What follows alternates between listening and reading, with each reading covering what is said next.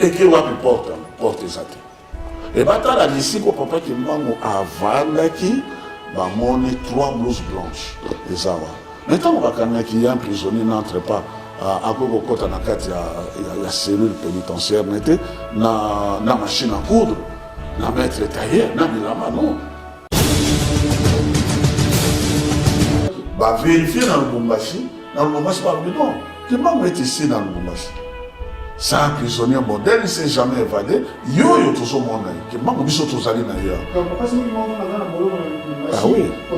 Bakani qui m'a mis à plus de 2200 km, je pourrais dire, de Lubumbashi.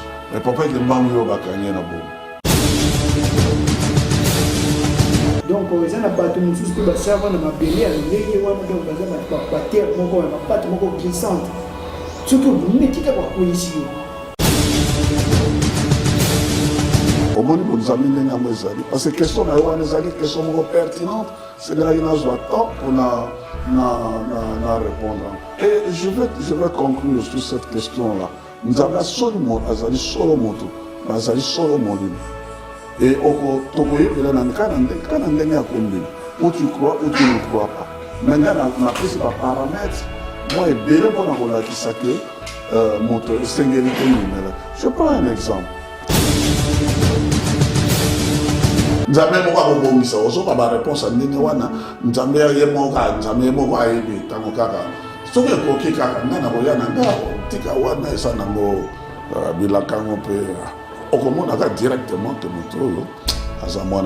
c'est difficile. Il faut insister, mais plus vous insistez, plus ça va fonctionner. Ce que ça m'a cassé,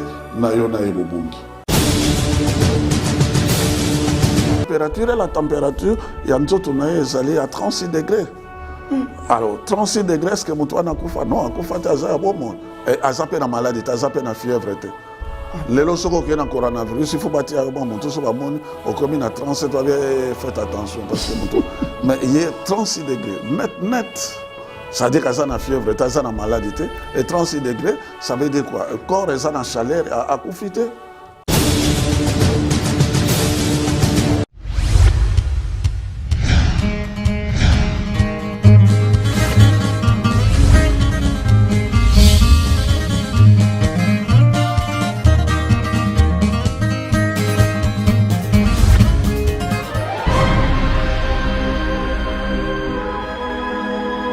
Centre azali wapi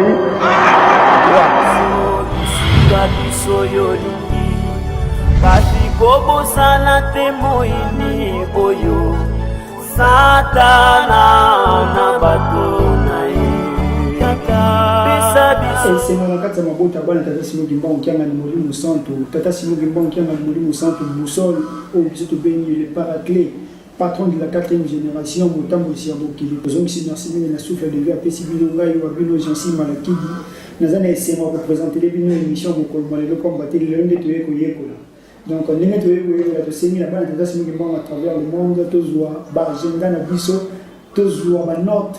Mais auto le baka to beta la c'était temps midi pourquoi était mais to le baka oh il y a moins de génération à génération formation oh yo to eko le on a bêté le to fouté le on minerva le to fouté le on va faire académique te kasi na makasi Tata Simon Gimban qui a na centre bosso to za koye ko lango ngai na bino le loto ya bi papa révérend Elibé Kapala yimbala ya mbote to ya bien émission na biso to kozana na bomesa no micro pote ya mo pesa biso direction to kolanda po que to ko ya mbeba te ndenge ya banda kina banzambe to lobaka tango nyonso ete mosi azala iko kende kozala ngomba lelo biso tozomata lisusu ngomba te kasi tozoya kozala direct pamba te papa Elibé ye azalaki asolaki na nzambe papa Diameda Kultima Joseph kasi mokoloma lelo toza na papa Simon Gimban qui a na molimo centre na 3e phase papa Simon Gimban oyo toyekoyekola tosengi na bino ete bozala branché bosabone bopartage baémission pati mwana Tata Simon Gimban à travers le monde ayamba sango oyo azala kimbangiste to azala kimbangiste te biso nyonso na kati ya idéologie ya papa Simon Gimban oyende mutayaki mpona kimia ya mokili mobima tokoprésente papa mpe tokoyeba nini oyo ya mebe biso mokolo na yo mbote papa révérend mbote merci. Merci beaucoup. Et c'est mon mingi, papa révérend, pour avoir le souci, je mon micro mingi, car si les autres, il y a plus sur la télé, mais qui ne vont pas battre, tout y est, pour tu vois, tu vas là, tu encaisser, tu y es, tu bombi, tu sili, car si nous, on va ça. Pambate bino muzaki na papa ndenge tokobandela ntango nyonso okose présenter na bana tata Simon Kimbangu baza kolanda biso na mongala oyo mpe toyeba nini mondeli biso mokolo. Non, de façon simple, naza chrétien kimbanguiste, naza pe pasteur kimbanguiste, nazali yoko ya batambusi na kati ya Lingomba. Merci. Matondo mingi wana tolandi papa le vrai le bendingi a se présentaka mokolo na mokolo toyebi siko nani nde toza na ye na plateau. Papa le vrai le be eloko biso bana na yo toye koyekola tozalaka ntango nyonso na badifficulté par rapport ya maloba ya papa Fumalongo mpona kocomprendre yango esengaka kobenga présence spirituelle kasi oyo epesaka biso kokoso yango toyaka nango na mituna epai na bino bamuta ntango nyonso tozali koyoka papa Fumalongo bakadiami na kotima Joseph aza kolobela biso ete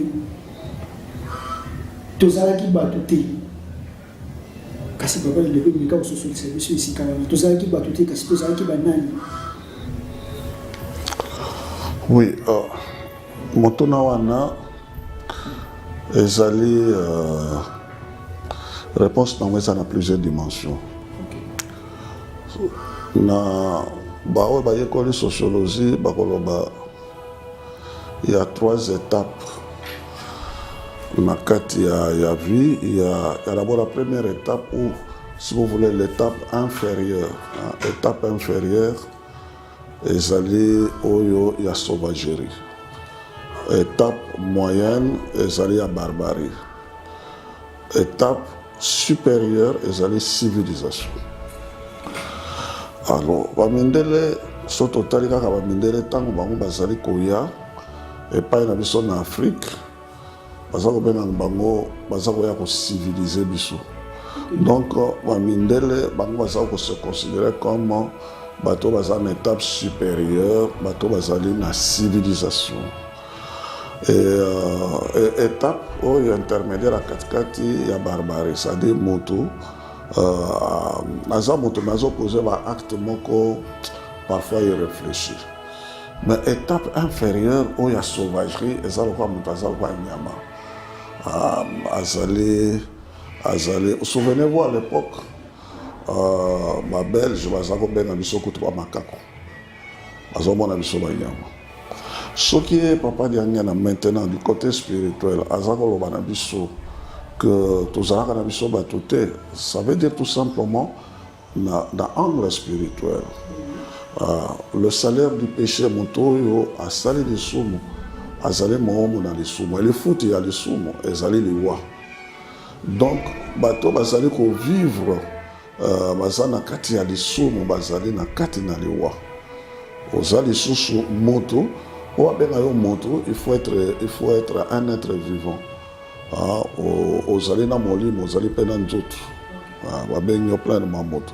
Or biso tozalaki so papa za koloba ndenge wana biso tozalaki libota bato oyo bazalaki sur le plan spirituel en liaison na tata nzambe ekatanaka par le fait à lisumu. Tozalaki bato oyo bazalaki na bango mosika na tata nzambe yango wana mpe okoremarke moto mwindo makambo mingi tout au long ya histoire okomona ke moto mwindo makambo mingi azalaki kosala ezali pas tout à fait moto moko azozanga eloko moko aza un peu bloqué.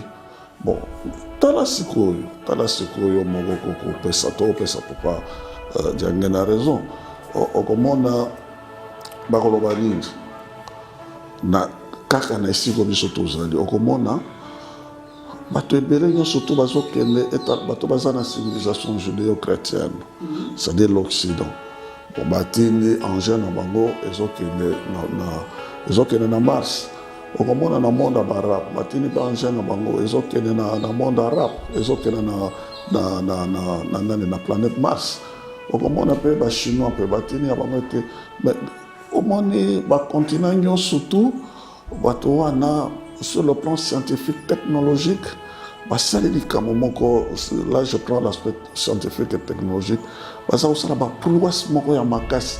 Maintenant Afrique par rapport à rendez-vous au scientifique et technologique, nous sommes à l'an 2000. presque na mois août oyo juillet août américain batini nana bango eke na Mars barabe bake mpe na Mars batini bango émirat arabe batini yango eke na Mars bachinois batini mpe bake na Mars presque tous les continents mais l'Afrique rien du tout tozaka na boîte na babiloko moko omoni donc na niveau scientifique et technologique quelque chose nous manque hein? Bon et pour nini bongo pour nini baoyo bazali kosala et oyo bango bazosala eza komonana sur le plan scientifique et technologique on voit ba développement moko ya makasi et pourquoi biso eloko moko ezozangela biso et pourtant bato bayekoli baza ebele mais pourquoi blocage wana donc soki papa yange naza koloba ke tozalaki na biso bato te ça veut dire que sur le plan je parlais sur le plan sociologique, sur le plan technologique, sur le plan ces choses-là, il faut, et même sur le plan spirituel, papa Zoloba vide au monde. Donc, elle komoko ezangi biso na kati ya molimo. Elle wana ezangi biso ezali plus essentiel, c'est-à-dire liaison spirituelle et katana. D'où likamo et papa jangena yekoloba na biso to senga bolimisi ya lisumu na dana Ève. Processus ya kosenga bolimisi wana ezali processus ya nzambe kozomisila biso eloko biso tozangaka liaison spirituelle pour sur le plan scientifique et technologique tozala opérationnel biso mpe tosala makambo oyo ekolakisaka bato oyo bazali na mitu bazofonctionner essentiellement l'esprit de l'invention et to transformer mokili na biso et tout le monde en a que nous avons une civilisation à communiquer, à partager dans le monde. Sinon, pour le moment, un peuple à civiliser. Donc, tout à fait inférieur. C'est ça, c'est que les gens, malgré quelques émergences individuelles, mais dans le gros lot, tout à fait... tout ça n'a qu'à passe. Donc, le problème, c'est ça. Nini ko salama to nini to ko sala na ba forme biso pour que tout dimane ici tawana. Est-ce que faut wana ils ont matériel physique moral ou bien nini to dimane. Oui, au moni nkolo yesu alobi nazana bampate mosusu pate mosusu eza na kati na lopango yote nakotinda toba akena kozwa bango na kati na mokanda na nzambe balobi 99 brebi bati bango bakoluka pate oyo abongaka donc histoire ya moto mwindo parfois ntango bapapa bazalaki koloba yango biso tomona nous ne comprenons pas toza kokóma na niveau bapapa baza koloba te c'est que biso epai na biso tozalaki bato moko tobongaki effectivement. Il y a une question, une problématique noire. Si on réfléchit, non, c'est pas non. C'est soutenable. Tout ça, nous avons un problème. Il y a au monde effort personnel de me poser question, oui. Mais ils allaient payer ngolo ya tata nzambe pour nanini. Ngolo yesu ake epa na tata asengeli biso mosungi. Moribo mosanto. Kolo salobaki yango sans moi vous ne pouvez rien. Soki na nzela na nzambe te tokoki kobima te na situation oyo biso tozali. Tozala na lolendo te. Yango nomoni tata Kimbangu ntango ye il a pris en charge toute la problématique, toute la question nègre. Yango naza koloba moto mwi na kokoma mondele kokoma mwi ebimi na monoko ya papa Kimbangu. Donc il y a une prise en charge de toute la problématique nègre. État d'âme, état d'esprit, état même sociologique, état, donc une libération intégrale. Nanzoto dans mon livre, charge wana nyonso tu ya zwaki ya. Ya wana tango biso le 17 juin 1992 avant papa Diangue na poto, papa Diangue na lobaki yango clairement lobi nga naza maladie. Pas sur le monde na kati na nga naza maladie. Eza charge ya moto moyo. nga nazomema ozomona tina mokolo malelo ozomona papa Simon Kimbangu kianga nazali charge ya moto mwindo tata molimo mosanto azwi yango. Donc effort personnel oui parce que balobi na biso bolumbe ope misala esengeli biso tosala effort ya changement na biso mais tata molimo mosanto nde azali kosunga biso po ete toyeba kokoma na esika oyo biso tokokoma. Okomona na nzembo biso toza koya faites-moi confiance. Faites-moi confiance, je ferai de vous des personnes qualifiées dans tous les domaines et le monde saura de quoi je suis capable. Donc tata molimo mosanto maza kwaza olobama. Oui, faites-moi confiance et je ferai de vous des personnes qualifiées dans tous les domaines et le monde saura de quoi je suis capable. Donc vraiment pour to koma na changement profond to koma nisika yango tata molimo mosanto d'où ezali kosenga na biso nini nzembo tozalaki koyemba pitié nzembo wana pitié tosenga kolembisa mais à la fin obéissons à notre Dieu tout-puissant. Pitié. Donc alobi, faites-moi confiance. Je ferai de vous des personnes qualifiées dans tous les domaines. En retour, obéissons. Botosi, maya zali kolobana biso, vous allez kotosa yango. Ce qui vous a kotosa yango, alors en ce moment-là, il y a qu'on transforme biso et à qualifier. Lui, il n'a pas besoin de nos qualifications. Parce que même dans le monde, diplôme, tout ça, c'est bien. Mais pour être tata nzambe, akomisa yo mutu monene, élévation, oyo ya tata nzambe, et ça va dépendre de ta qualification. Parce que c'est lui qui qualifie. Je ferai de vous des personnes qualifiées dans tous les domaines. Donc c'est lui qui qualifie. Il n'a pas nécessairement besoin de ta qualification pour akomisa mutu. Parce que c'est lui qui qualifie. Je vous donne un exemple. Au monde, il y a une université de Kinshasa ici. Bon, Motali Bosso, il y a Joaquin diplôme, il y a docteur honoris causa, et Zali Eli Mbokolo. Tu vois, honoris Eli Mbokolo, c'est un grand dans le monde. Il y a le monde scientifique.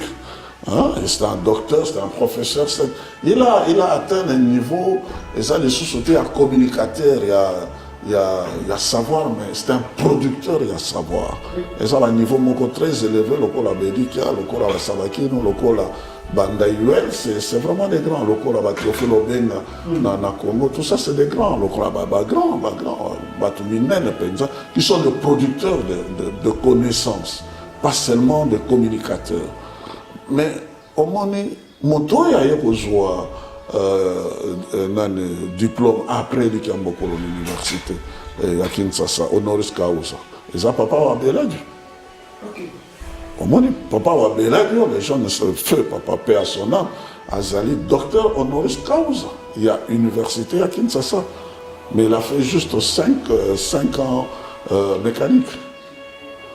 5 ans mécanique, 5 ans. Mais pourquoi il a commis docteur honoris causa? Il y a une université à Kinshasa. C'est parce que Dieu n'avait pas nécessairement besoin de son papier de 5 ans, 5 ans post-primaire. C'est là. Mais c'est Dieu qui l'a qualifié. Il a inventé l'écriture négro-africaine. Écriture négro-africaine. Les écritures moko scientifique. UNESCO, monde entier, institution, non, c'est une université, écriture, écriture, mais à Dieu, papa qui m'a dit, donc c'est lui qui l'a qualifié. Les qualifications a été, il y a 5e mécanique, commissaire docteur honoris causa. Mais c'est Tata Kimbangu qui a fait de lui docteur honoris causa. Donc, papa Kimbangu a ça dans ça. Comment Mike Miko Bisoto Yeko et Bisoto Mike Miko Bisoto Yeko, quel que soit le niveau. Mais il y a akobakisela biso akokomisa biso na niveau oyo mokili mobimba sera de quoi il est capable. Parce que dans tous les domaines, toutes ces grandes ouvertures, il y a le monde, il y a 3 quarts la science, il y a la technologie, au monde, il y a obéissons à notre Dieu. Papa Diangue n'avait l'habitude de dire, suivez-moi aveuglement. Donc, tout ça y est, tout ça là, où il y a côté na biso tokokoma na esika oyo bato bakomona que oui moto mwino maintenant il a une civilisation, c'est-à-dire sur le plan production matérielle et scientifique, nous avons quelque chose à apporter au monde. Sinon alors on est même dans mon kili c'est tout. Bien sûr, papa, merci de vous soutenir. Place voilà. Celui qui a 21 papa, c'est moi qui me donne le billet, mon tomoui, nous avons comment modèle, mon élan, comment modèle. Tu y es la deuxième phase, papa, c'est moi qui me donne papa, il y a un outil. À Ibisibiso, suivez-moi aveuglement. Tu y es la 51, papa, c'est moi qui me donne qui a le centre boussole. À Ibisibiso, faites-moi confiance. Car c'est pas si la biche les amis, papa, le verra de lui. Bana ya Satana, paye banaka. Batango wana bile bola bango 666 bayebani ke wana collègue na ngai tozalaka naye na monde na biso kasi pasi na biso ezali bana nzambe ndiki nini koyeba ke ye aza mwana nzambe po akolata elamba ya bana nzambe kasi kati ya ye toyebanaka te papa Diengenda yovandaki na papa Diengenda asosioteki nini ntina likambo wana eza kotumisa bana nzambe makasi oyebi kolinga te bafungolaka yo miso kolinga te bafungola yo miso omona parce que so bazofungola yo miso omona wana obali kokóma na esika moko oyo ezali très dangereux. Papa azala kopekisa makambo wana ya kofungola miso omona oyeba non. Alors eloko ezali mwana na nzambe okoyeba ekana nini okoyeba ye de façon simple koluka bacomplication te aza moto oyo aza na bolingo bolingo ezali na badimension akoluka intere na ye moko te aza moto ya kimia moto ya boboto moto ya bopolo moto ya boyambi nyonso wana ezali bambuma ya molimo ifo mona moto azali toujours moto na esengo aza toujours moto na boboto moto na boyambi moto na bopolo moto ya kotomboka te moto ya kolikia makambo nyonso tu moto akosupporte makambo nyonso tu akosupporte makambo mingi azali na kondima na ye azali na boboto boyambi esengo tout ça ezali bambuma ya molimo il faut komona yango bambuma on reconnaît l'arbre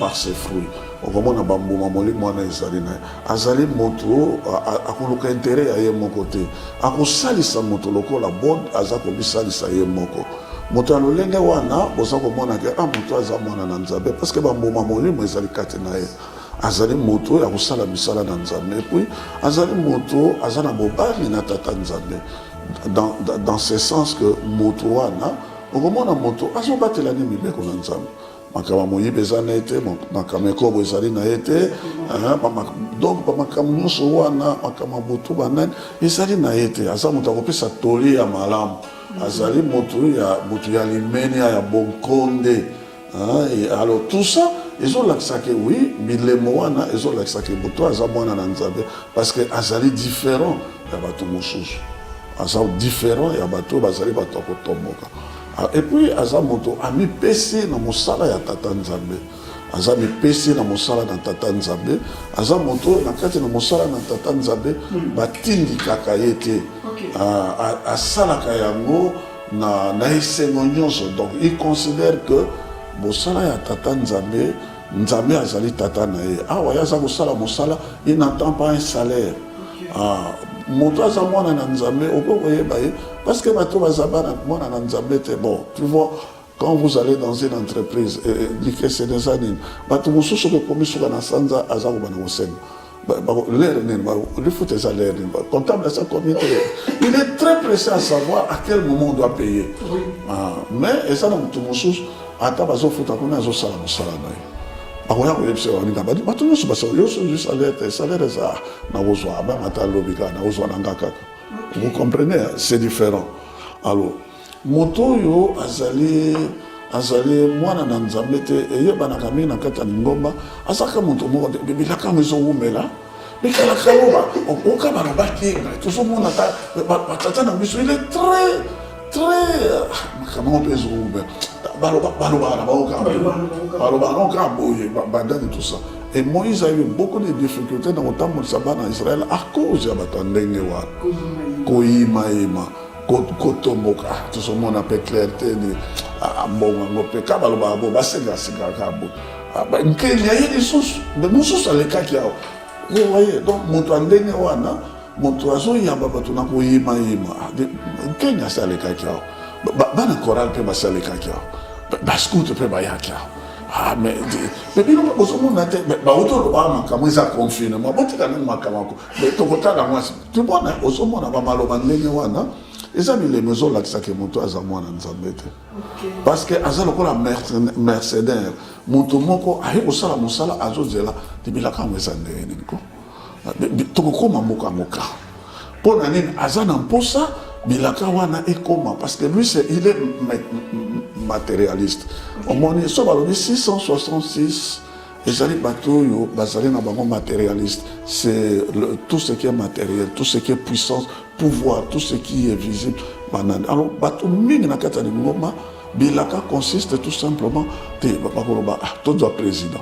Surtout Dieu président, tout Dieu premier ministre. Surtout Dieu premier ministre, tout le monde n'a pas comme un ministre, n'a pas un PDG, n'a pas vraiment un dégué, n'a pas finance à la députée, n'a pas.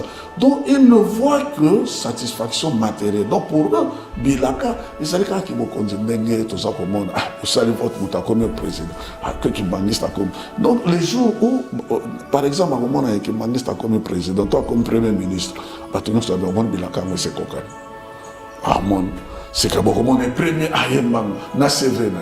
Tu n'as pas ministre, ministre des Transports, ministre de Tamam, et ceux qui vont payer, au monde est tribaliste, au monde c'est prêt à tout, au monde est accosté à des autres moments.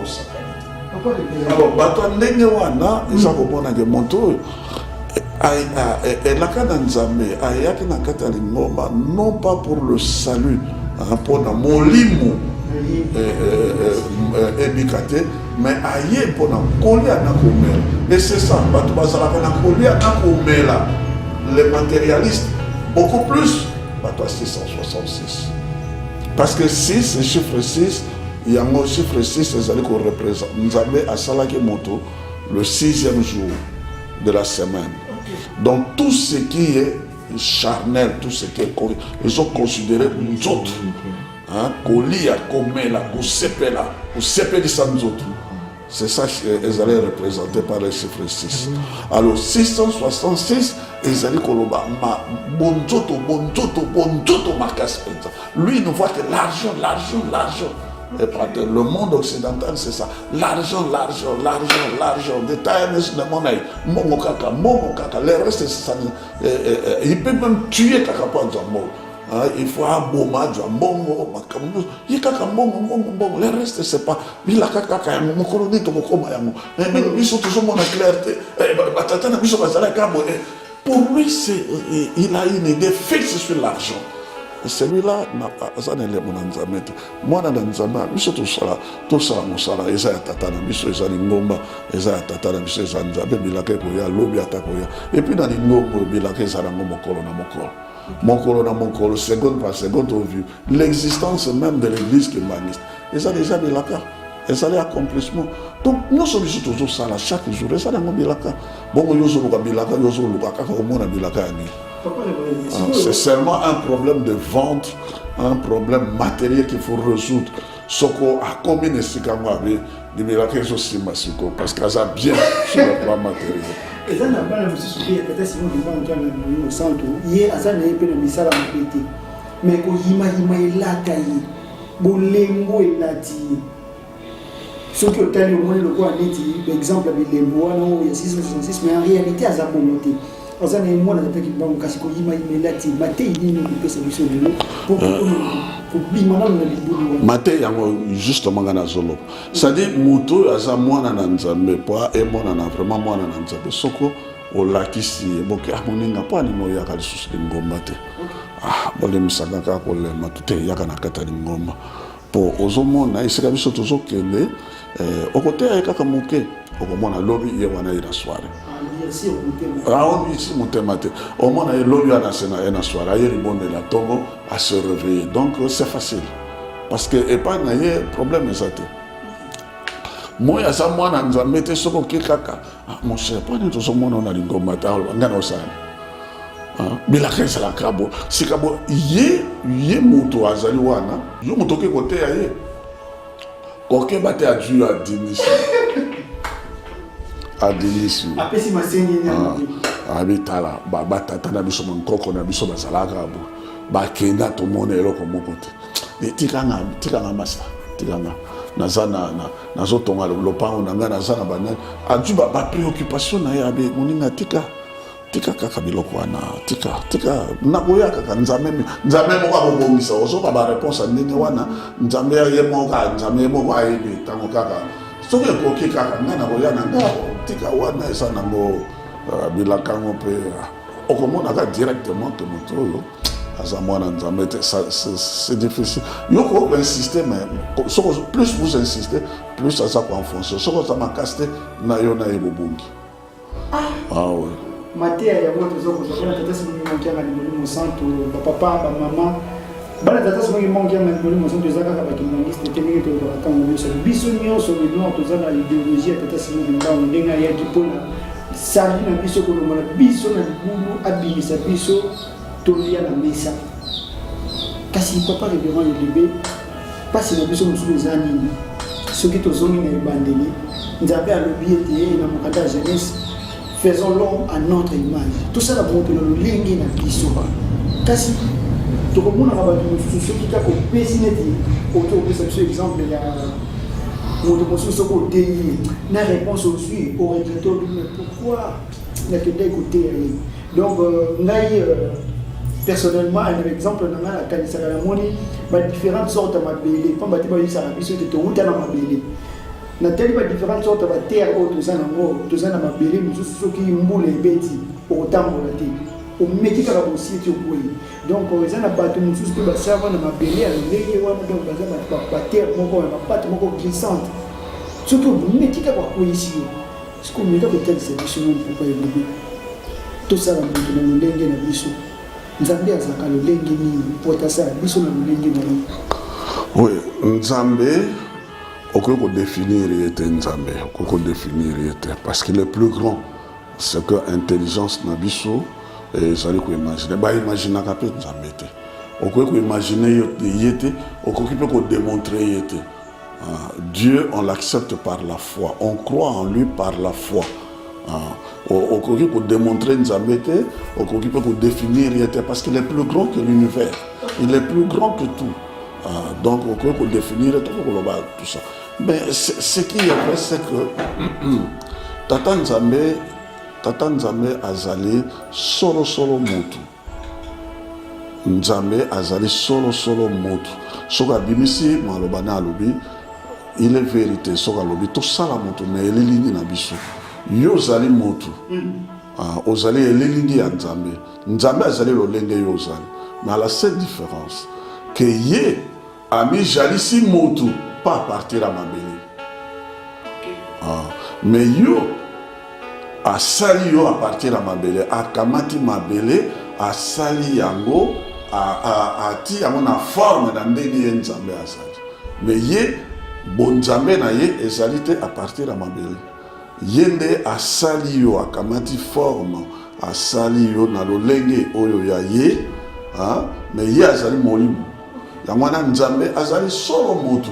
Mais azali molimo yangwana nkolo yesu alobi nake pa na tata nake kosengela bino mosuni mosusu molimo na solo omoni akozala pene na bino mais akozala pe kati na bino donc akozala na bino visible bokomona ye motu mais motu wana azali mabele lokola yo te moto wana azali molimo omoni azali molimo donc nzambe azali 100% moto et 100% molimo omoni c'est ça la différence alors bango misatu baye par exemple tokamata Melkisedek etc ou tokamata ndenge baye pa na Abraham basololi na Abraham tant basololi Abraham pe apesi bango biloko akoli asokoli bango pe makolo et puis par après bango baki mais Abraham azali moto yango na Abraham alobi moi qui ne suis qu'un poussière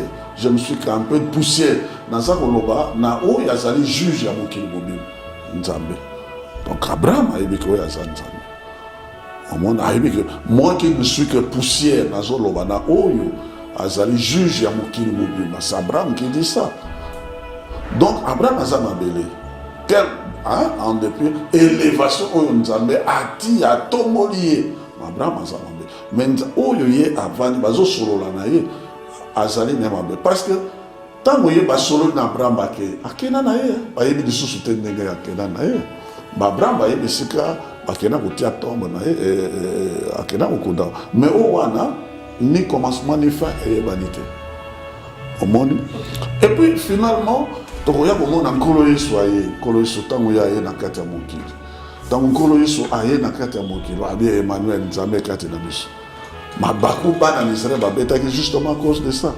Lui c'est le fils du charpentier. Pour bamoni ndenge kolo sa botami ndenge ya koli ndenge ya josala mais kolo Yesu azalaki 100% moto. Et effectivement botami asali mosalane.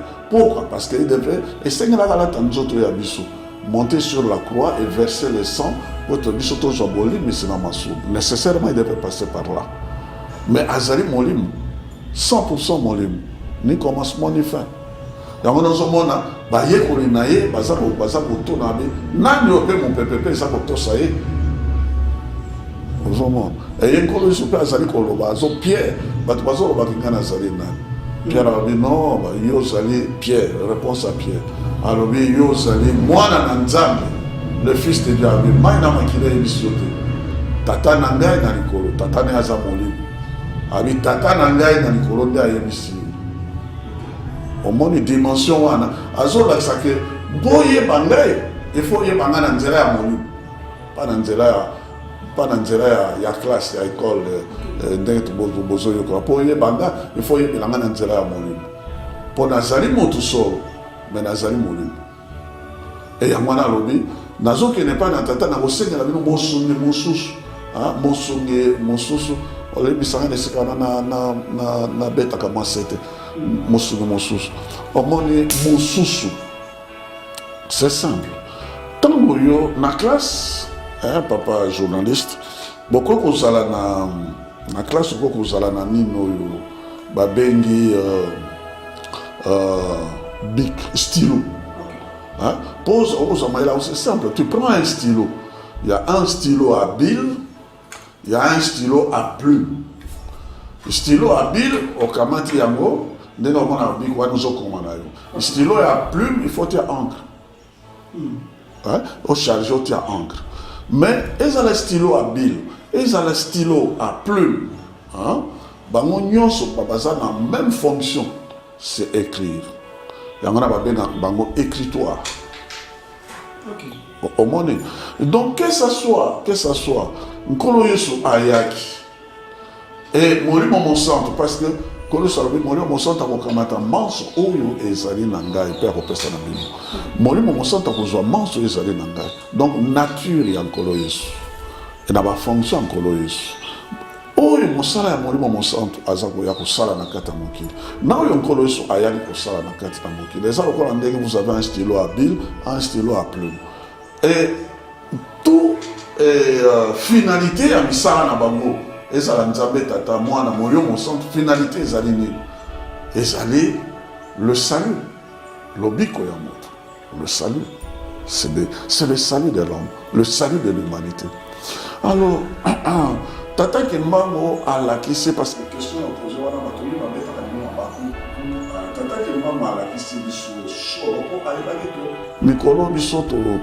mikolo suka bato bayekola mingi Tant que ça rappelle un thème par le fait que et c'est par des actes de puissance qu'il faut quel que soit le niveau, même si vous avez 10 thèses de doctorat, mais vous ne parviendrez pas à la démonstration au papa que maman a salaki que moto azali solo nzambe azali solo moto azali solo moyo. Je vous prends un exemple. Le 24 avril 1942. Le 24 avril 1942. Bakani papa Kimbango na bombe. Et va vérifier, non, Bakani ça qui s'est évadé de la prison. Va vérifier dans le Lubumbashi, non, Kimbango est ici dans le Lubumbashi. C'est un prisonnier modèle, il ne s'est jamais évadé. Yo tout ce monde, Kimbango biso tous allés d'ailleurs. Ah oui. Bakani Kimbango na bombe. À plus de 2200 km, je pourrais dire, de Lubumbashi. Mais papa Kimbango yo Bakani na bombe. Tant que Bakani na bombe, nous, va vérifier, non, Kimbango azali na Lubumbashi. Non, Kimbango yo na bombe, Tokani, c'est Simon Kimbango, Tokani. Comment est-ce qu'un être humain peut être à plus d'un endroit à la fois au même moment, ayant la vie en plénitude, azali na bomo na Lubumbashi, azali effectivement na bomo na bomo, à plus d'un endroit à la fois au même moment, ayant la vie en plénitude na Katia. Il y a banano. Pendant qu'il manque yo, tout si mieux qu'il manque. Tout ce solane qu'il manque yo. Ah bien non qu'il manque yo. Tout ça n'est pas bon. Et puis après ça, tout n'a qu'un gouverneur général. Le gouverneur général a tout écoute. Le ministre des colonies, on fait quoi dans ces cas? Non, le vrai qui manque, historique comme citoyen, c'est Azana Lubumbashi. Oh bien non, Bokanye wana, Bobomaye. Bobomaye, parce que Bobomaye, c'est la décision qu'ils ont prise. Dans l'entretemps, Bakamata Kimbango, papa Kimbango, Bakangi na Boma, Bakekoti na prison. Si vous allez aujourd'hui dans la prison centrale à Boma, vous allez voir prison Yango. Vous allez voir même les cachots au Batiaki. Cachots qu'on a Bakena Gotia dans Katia. Il y a prison à Boma et Zalaki avec une porte en fer métallique. Quand vos décisions est joignée que Babomaye, Babini Batouniou se sentait pas la nuit. Ce n'est pas un fantôme, Babini Batouniou surtout pour que va assister à l'exécution de la pendaison à Papa Kimbango. Oui, quand on va créer, à cause de Batim, j'étais à Bonissima Camunios, Bakia, il y a Cachon, peut être la Cachon, les alliés, porte, les alliés à Bibéné, les athées. Sur le plan scientifique, ce qu'on a dit faire, et bénéo les en fer, et les alliés sous-sautés, soit il y a eu le fait d'une grande chaleur, et chaleur wana, et ça de liquéfaction. Il y en a, et puis, et commis, et évaporé, et commis, évaporé. Donc ce sont l'état, les trois états, il y a matière. Matière, soit matière aux anangos, et comme liquide, ou bien comme vapeur. Bon, donc c'est. Bon, et qui va porter ça. Et maintenant, la ici, pour papa qui m'a avant qui m'a monné 3 blouses blanches. Et ça va. Maintenant, on va quand même qu'il y a un prisonnier n'entre pas. À Gogo Kota Nakati, il y a cellule pénitentiaire, na machine à coudre. Na maître tailleur, na milama, non. Miloko sanité, ma kamati, ma côte ici. Mais 3 blouses blanches, wana et autres. Mais atomi à mon camp. Machine, va rendre un peu visite. Bon, et machine à coudre, les salités, ni les salités, et bon, bâtir du fourneau, la paix, c'est là qui m'a beaucoup, il y a mon comme bon, ça veut dire quoi? Et le 3 blouses blanches, va récupérer, wapi qui manque à cette. Bon, d'accord, va récupérer 3 blouses blanches, wana, va garder yango.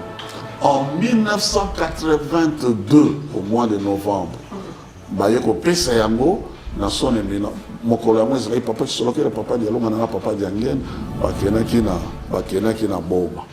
Et Tant que Bapesi Bango, si je ne me trompe pas, le 4 novembre 1982.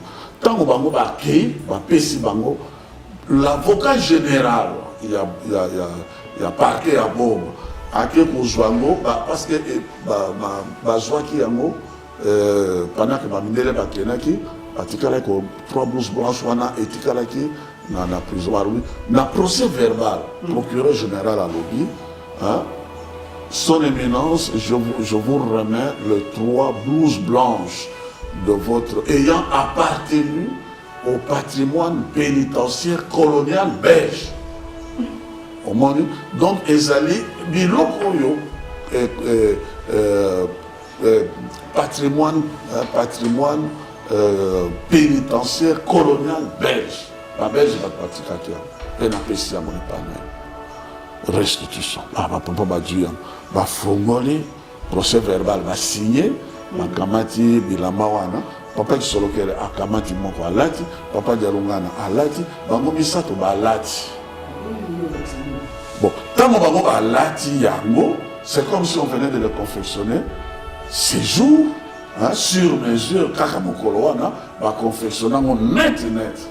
Alors comment est-ce que vous pouvez expliquer que Montou, hein, 40 ans à l'avance, de 1942 à 1982, en 1982, moi, je n'ai pas soloké, moi, je n'ai pas dialogué, moi, je n'ai pas dialogué, Talataya Kozala, Nege, Belamba, et Kokikaka Nege Moko. 40 ans à l'avance, il sait, voilà pourquoi soloké, le papa dialogué, le papa dialogué, a Djeli Bango ba mesure, et puis à Tony Belamba, Balati Yango 40 ans. Vous voyez, c'est ça la notion de l'omnipotence, de l'omniscience et de l'omniprésent. C'est-à-dire c'est un être ayant la vie en plénitude, à plus d'un endroit à la fois. Ça, ce n'est pas le dédoublement, c'est l'omniprésence. Place Wana, Elingo Laksaboye, que Papa Kimbango, solo Mouti, parce que l'histoire naïe a botami le 12 septembre 1887, à Kaboli Moli Monanzoto le 12 octobre 1951. Donc, histoire n'est à Mokiri Yangwan. Mais papa qui m'a azali solo Moli, pour Nani, où il a zalaki wana na bom, malgré ba monaki, malgré ba simaki, malgré a salé action, a tiki bilamba, etc. Mais si la yaoutaki a évité, et si quand pays a évité. Et Bandelpe Soukanaye et Banité. Vous voyez? Donc, Papa Kimbango, Azali Solo Motu, Azali Solo Molu. Mais pour l'année, la Salaki, acte de puissance, à Salaki di Kamana, parce que c'est un Salobaki, Oya Kondi Belangay, Ata Koufi, Azali na Bomo. Donc, Papa Kimbango, la Sagi Bissot, Kimaniste, to semble l'esprit de mort. La Sagi Bissot, Azali vivant. Ata Anzo Azalité. Mais votre Azali vivant. Donc il n'était pas parce que à Kaboli Moli en 1951. Mais là je vous parle de 1942. Ici que je suis vivant. Je ne suis pas un esprit de mort, mais je suis un esprit vivant, l'Esprit Saint. Au monde, on a dit Amélie Bilamba. Bilamba wana, et Lama wana, ezali anzoto, ezali ne ya molim. Moutonio soto azo baptême, azaki magiste. Azolatisama bilamba. Donc, Moutando Kasalaka bilamba te. Azalaka bolombo. Depuis encore, on a dit dans la air, la salle du son, la bango sans bilamba. Et la quête de mon canal apocalypse à l'objet, n'a mon color yango, bisou to bilamba bilamba, poto qui s'en sonne et télébosso na kita bokonza tatanzambe. Donc, il m'a dit à l'atisami bilamba, et à ça, la kanzambe à solo, et à Zali Molimo na solo, parce que à l'atisama kabilamba ya molimo. Et lui, tout semble l'esprit de mort, tout semble l'esprit vivant, esprit de Dieu. Et moi, on a dit que solo motu, mais solo molim. C'est la même chose en Colosse. Quand Colosse a confié à Sekwe, on dirait à Damasiko. Et Paul a dit, Paul, pourquoi me persécutes-tu? Il a dit, qui es-tu? Jésus-Christ a fait ses réponses, on a bien la Bible. Je suis Jésus de Nazareth que tu persécutes. Donc, Jésus-Christ a renvoyé Paul dans l'identité où il y a Nazareth dans le monde. Que dans Nazareth dans le monde, il y a solo motu. Jésus de Nazareth. Mais Nazareth molimo pona nini nazobenga yo nazosolola na yo nazotinda yo omoni nazobenga yo nazosolola nazotinda yo nazali motu me naza molimo omoni bonzambe ndenge yango ezali parce que question na yo wana ezali question moko pertinente sezelaki nazwa temps mpona na répondre et je vais conclure sur cette question là nzambe azali solo motu azali solo molimo. Et tokoyebela na kana ndenge ya kombela ou tu crois ou tu ne crois pas. Maintenant na pesi ba paramètres moi ebele mpona kolakisa ke moto esengeli koyemela. Je prends un exemple. Ntango papa Kimbangu le 12 octobre 1951 akaboli molimo na nzoto na Lubumbashi. Ntango akaboli molimo na nzoto asali autopsie. Là nous sommes encore en 1951 l'époque coloniale belge. Ntango basali autopsie parce que okutana libumu poumon ezali te intestin ezali te foie ezali te estomac ezali te kati nyonso to vide. Comment pouvez-vous expliquer le motu azotambola na kati ya mokili azoloba yo vide mais na kati na ye poumon te estomac te et vide comment expliquer ça biologiquement yo moto oyekoli classe expliquer ça comment expliquer ça que moto azotambola na mai na makili azoloba azosimba tout ça azoseka mais na kati na eza vide comment expliquer ça vide wana eke wapi ebiloko wana mpe ezomonana ete eza te bafungoli bomo ça c'est l'homme qui fait l'autopsie eza biso nous sommes encore à l'époque coloniale parce que soki ezala c'est le fanatisme bizarrement tout ça nous sommes encore à 1951 on est encore sur la colonisation belge et baye kosala exhumation encore papa Kimbangu asekwaki bato balobaka non papa Kimbangu asekwaki le 14 octobre 1951 oui je peux nakozwa temps lisusu mpona kelanga nani kuna papa Kimbangu asekwaki effectivement kolo liso asekwaki effectivement papa Kimbangu asekwaki effectivement ezali noka bato to mabele emelaki ye non mabele emelaki ye te papa Kimbangu asekwaki mais alobaki na papa diangi na boye alobaki ngai na koseka na kobima na nzoto na ngai nazo le 3 décembre 1921 avant akenda na Lubumbashi atikala koyebisa papa Kimbangu papa diangi na ntango ngai na kokende kuna na kokufa ntango na kokende kokufa kuna na likolo soki ntango ekoki okoya okosambela okosenga na ngai nakozongisela yo nzoto oyo ya ngai nazalaki na yango na kati na mokili nakozongisela yo yango parce que nakobima na libulu na nzoto na ngai ndenge nkolo sabimaki yo okoya kosenga ngai nakozongisela bino nzoto wana mpo ezala don ezala kado nde bokomema yango na nkamba mpo ezala na kilongo parce que kilongo ya liboso ezalaki na deux tables de la loi oyo Moïse azalaki mabanga oyo ya mibeko Moïse wana ezalaki na mabanga wana ezalaki na mane ezalaki na nzete ya Aron mais oyo ya bondeko basika ya mibale ezali lisusu mabanga te ezali nzoto ya ye tata molio mosani nkolo so alobaki esika ebembe kozala nde esika wana kozala point de rassemblement dans le lieu très saint ezali port et papa Kimbangu papa journaliste papa Manaki yoko koboya koteya ye yoko koboya koloba makambo na ye et papa Kimbangu na même pas besoin que yo teya ye mpo bato bandibeleka azali nzambe parce que ye moko asi ateyaki ye azali nzambe oui mais parce que akufi et 9 ans après 1951 1960 asali exhumation ya corps ya papa Kimbangu papa Diangi na bonelaki ndenge papa Kimbangu ayebisaki aboneli tout ça baki bafungoli cercueil d'ailleurs taka batimoli moke emati yango moko bafungola boye lisu moko ka ndenge alalaki lisu yo ya gauche ezali ya kokangama ya droite ezali ya kofungwama et comme s'il venait de s'éteindre à l'instant ndenge kaka ezalaki le 12 octobre 1951 de 1951 à ce jour ce corps là est intact. Il n'y a pas de... Non, on n'est pas en Sibérie, on n'est pas dans le pôle Nord, où il y a glace, il y a température à moins 60 degrés. Non, il n'y a pas de batterie de refroidissement qui est longue, non. Azali wana na corps na ye, c'est comme si Banda 1951 à ce jour, il est toujours là. L'incorruptibilité, il y a d'autres, l'incorruptible est l'un des attributs de la sainteté. yango na moni tango babimisi nzoto wana mondele azalaki wana soko tali film alokoti mabele esika nzoto ya papa kimbangu ebimaki alokoti mabele atia yango na poche abomi yango alobi moto azali mosantu parce que c'est pas possible que moto 9 ans après c'est comme s'il venait de s'éteindre à l'instant 9 ans après et jusqu'aujourd'hui le corps est incorruptible. Donc ba corps nous surtout ba noko ya ba famille na biso nous surtout est comme poussière mais sauf il y a et donc ça montre que c'est un attribut de la sainteté et de la divinité. Et donc, à tout ça, la discussion, tout ça, la scientifique, mais vous allez le retrouver. Moi, je suis Dieu. Et la poussière, mais moi, je ne retourne pas à la poussière, je suis vivant. Parce que la température, il y a une à 36 degrés. Alors, 36 degrés, ce que mon toit n'a pas fait. Non, il a fait un bon monde. Et il a fait une maladie, il a fait une fièvre. Les gens qui ont un coronavirus, il faut bâtir un bon monde. Au commun à 37, faites attention. Parce que mais il y a 36 degrés, net.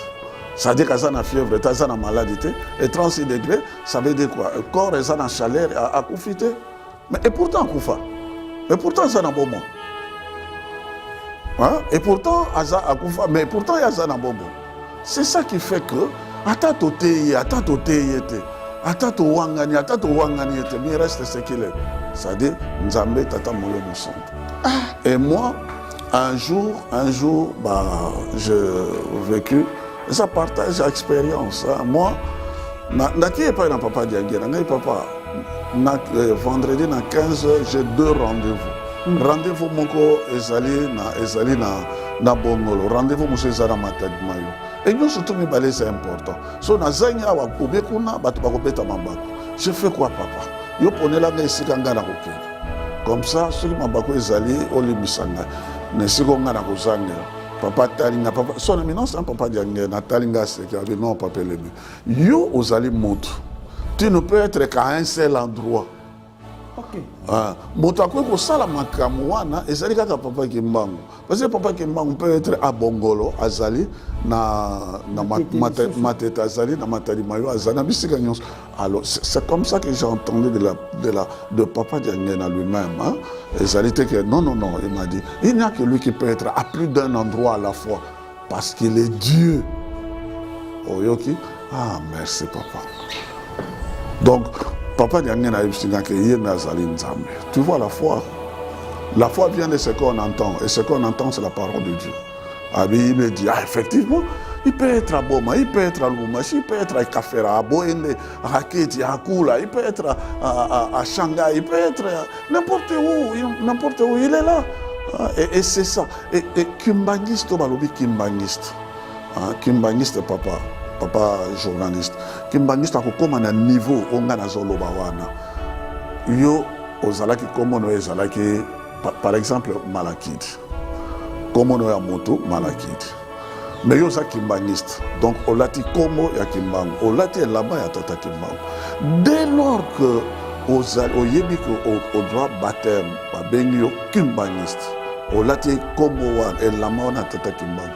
Dès lors yo ont intériorisé na yo et si kanyo surtout papa malakid yo kozala il faut y que papa kimbangu pe azali wa exactement papa. Donc il faut y que et si kanga nazali ngai malakid mais nazali kaka malakid te nazaki kimbangiste c'est que à côté de moi papa kimbangu azali azana kati nanga mpe azali awo esika nga nazali alors soko komi na prise de conscience wana osama sunute.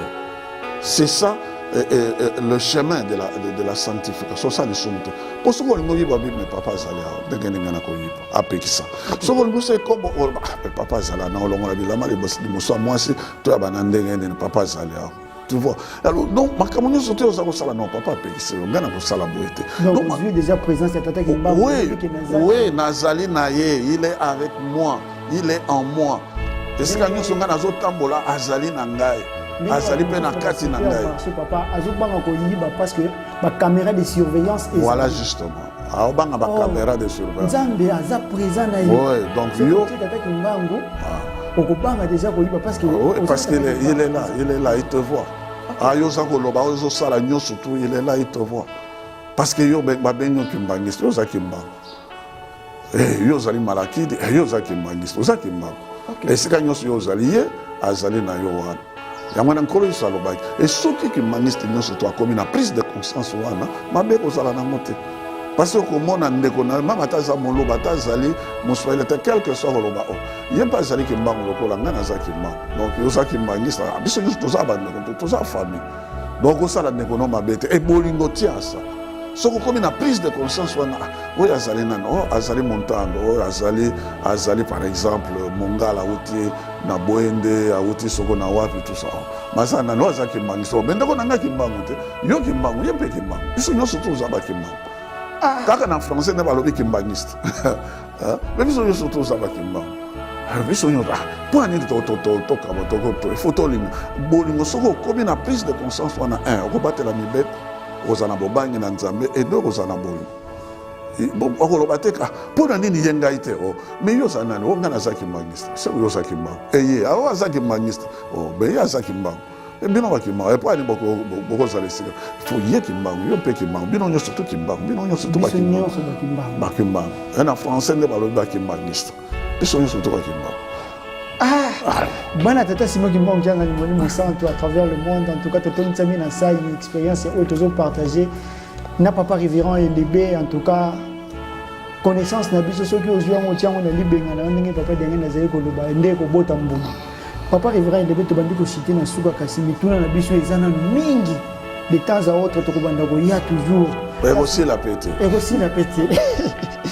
Donc motuna to tika na ngo ezali tout ça on se réfère toujours dans mon message à papa denga na komba to yozaki na papa denga tango molai toujours à côté de papa. Tango nyonso papa diangenda soka zu micro abanda ko édifier biso alobela biso mai oyo ya likolo tokomona za osala répétition ya ba misusu bakokanga na matala nzemba misusu bakokanga na matala nzemba ale message nyo misusu oyo kozongisa balabala mwezaka mibale te kaka moko wana donc tokokutana na tumba. Question wana ezamaram. Et puis il faut pas parler de papa diangenda au passé. Il faut toujours dire Tozal. Parce que papa Diangena Azalaka, Azali, père Rosal. Donc il ne faut jamais parler, moi correction dans ça, il ne faut jamais parler de papa Simon Kimbango au passé. Non, il est toujours vivant. Il est le même hier, aujourd'hui, éternellement. Exactement. Donc l'homme a bon autres. Comment vraiment Kimbango? Vraiment. Alors, donc, mon colomoko, papa mfumalo papa diange na tilinga na kena na plateau de Bateke. Na plateau de Bateke. Tant on a kena na plateau de Bateke, tant on a nazali na ba recherche avant to comme na programme ko senga bolemis. Une semaine après papa diange na yowana na plateau de Bateke on devrait rentrer ensemble.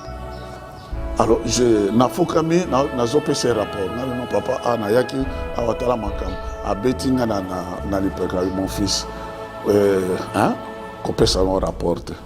Nazalaki awa na yo seconde par seconde nyonso yo lobaki nyonso kanisaki nyonso yo zali na rapport je suis déjà au courant donc pour l'excellent tango pesa rapport donc on pesa rapport moko verbal oui na pesa rapport mais lobi ko pesa rapport parce que je suis au courant tant yo nyonso zako lobozo kanisa nyonso tout ça j'étais ici avec toi tout seconde par seconde donc je suis au courant de ça collection 30 ko pesa rapport merci pour tout ce qui s'est passé ici.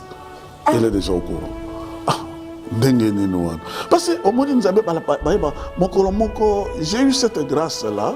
Il y a Vanda, Kolanda, Mokolomoko, Navani Kakaboye. Pendant 10 ans, Nazo Vanda Kalokola, Molakisi, Namwana Nae, na côté classe, dans le Baïsa grâce, pendant 10 ans, de 80 à 92. Alors papa Diangena a yami élève finaliste. Bazoya ndenge na suka ya mola fama ki na examen d'état bazo pamola ba biki na bango. OK. Papa Diangena pamoli ba biki na bango ti esil. Alors non papa, biso toza na posa wana ba finaliste élève. Alors biso toza na posa to solo na lo moto moko na moko zana ni kama ko yebisa yo. Ngana zalaki wana côté. Papa Diangena zolo ba bana nanga. Ambassadeur ya Israël Azago Zelanda.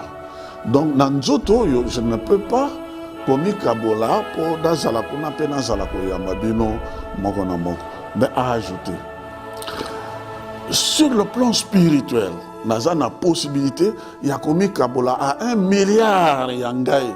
Omoni nzambe azo bomba makambo na ye na ba théologien na bato minene mazo lakisa mo na bana mike. Et moi j'étais là. Et moi j'étais là en train de suivre. Je peux me diviser à 1 milliard de moi-même. Donc 1 milliard de Diangé. Le papa Diangé na 1 milliard ou 2 milliards ou 3 milliards, 4 milliards. Et puis na koko yamabino nyo surtout na même tierce, na même seconde, au même instant. Parce que dans le solo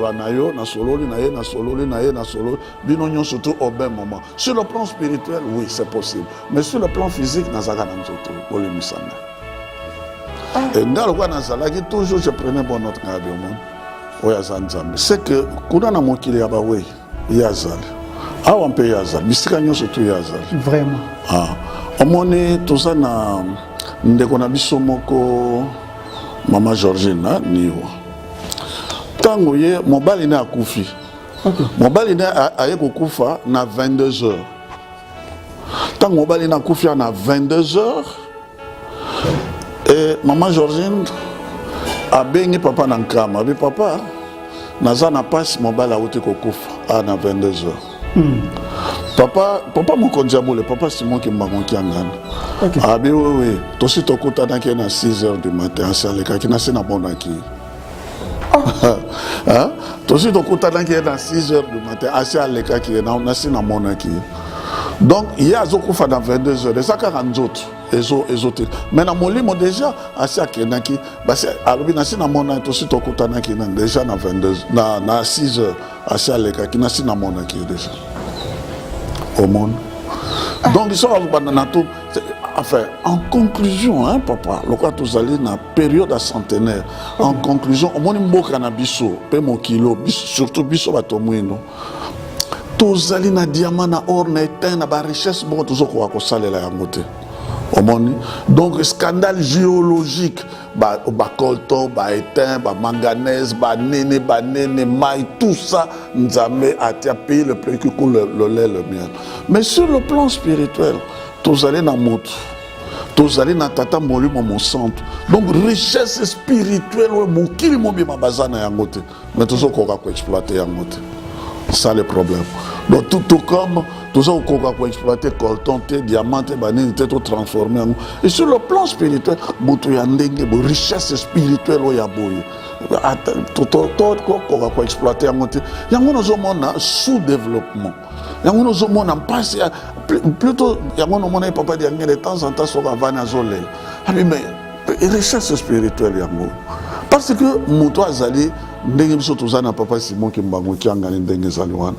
Et sur le plan spirituel ndenge faites-moi confiance, je ferai de vous des personnes qualifiées dans tous les domaines.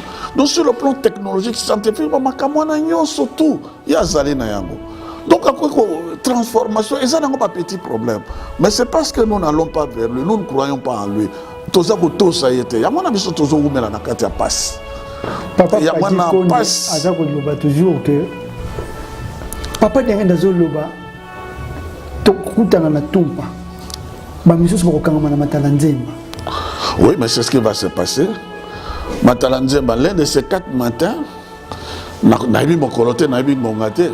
Mais ça, je suis mingité. Et ça parce que papa mon konjabo la zobo m'a bisoté. Et ça, mon a commis la kissa en tant que molib. Biso tout ça, vous mélanez en tant que nous autres. Tous les PC mots, tous les sécaraïs, tout ça. Mais maintenant, éthique monké a commis la kissa en tant que molib. Tant qu'on l'a en tant que molib, bato bako pour moi, bato bako zala musika nae. Boy bako tika le paille nae, bo bazali ba vrai qui m'a. Bazana bolingo bazana mibeko pana misala bazana lemone bango bakotika mais boyo bazali ayete bazali na 666 na makamalongo banité baba okena ko se retrouver je ne sais pas okomona église bandako mboka ekotika la presque vide. Ça va se passer ozoye batango miso tozalaki le 4 janvier 1959 abimisaki 3 Armageddon kaka mais tala ndenge ba mindele bakela kalina etikala ngombe. À partir du 8 juillet 1960, Bamindele Bapakatana Mbang, Bazobosana Basi, Bazobosana Bana, Bazobosana Bajumo, Banani, Sabena, Kuna Bamusus, Mitugezu, Bazokwesa, Nanani, tout ça, on a surtout Panzana, Ngombe, la Kalina et comment les logos. Et ça, la marque, il n'y avait que 3. Et papa dit, alors, Nathan, on a souka, des ordres que vous allez belé, à 30.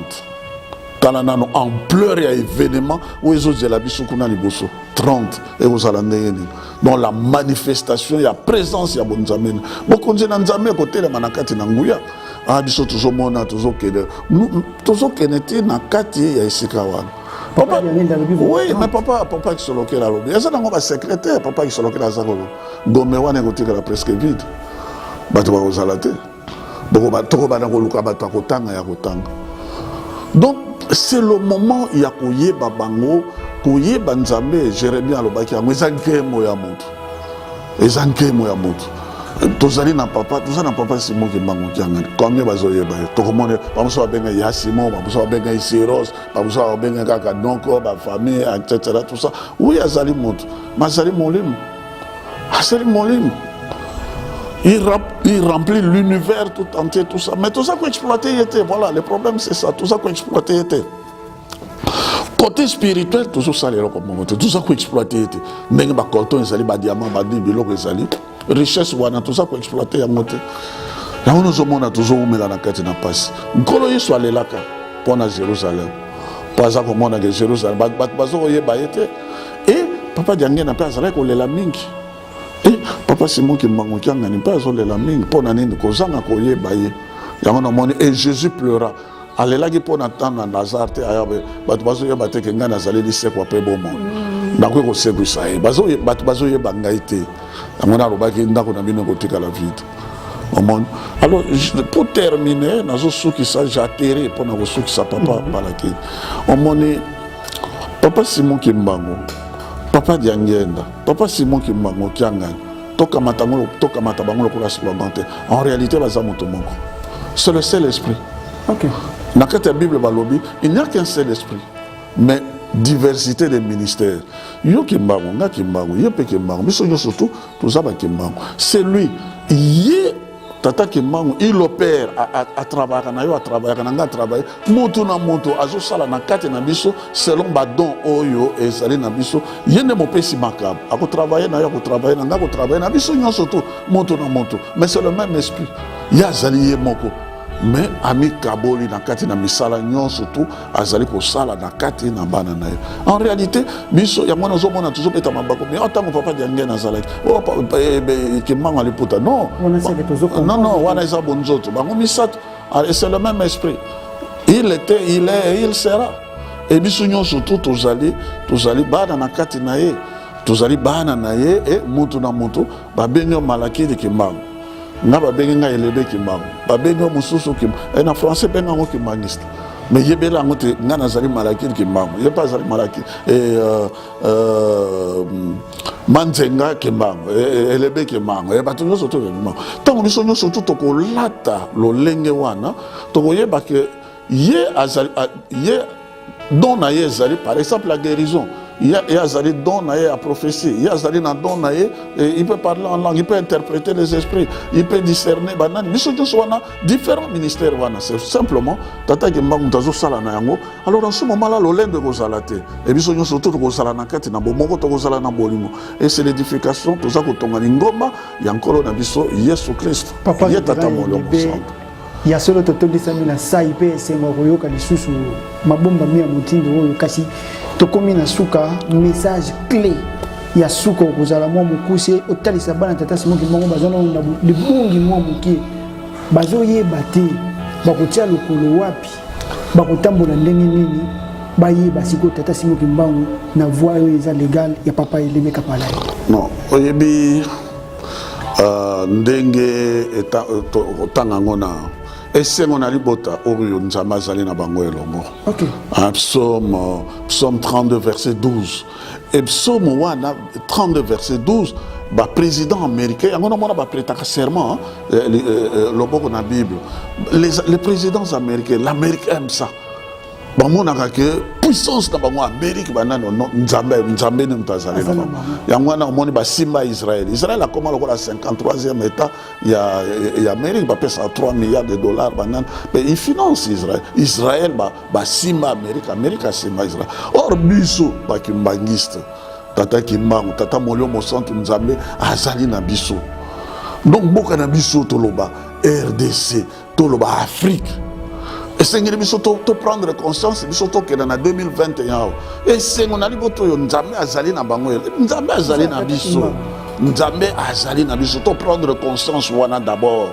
Koyeba Nzambe ezali nkemo na moto.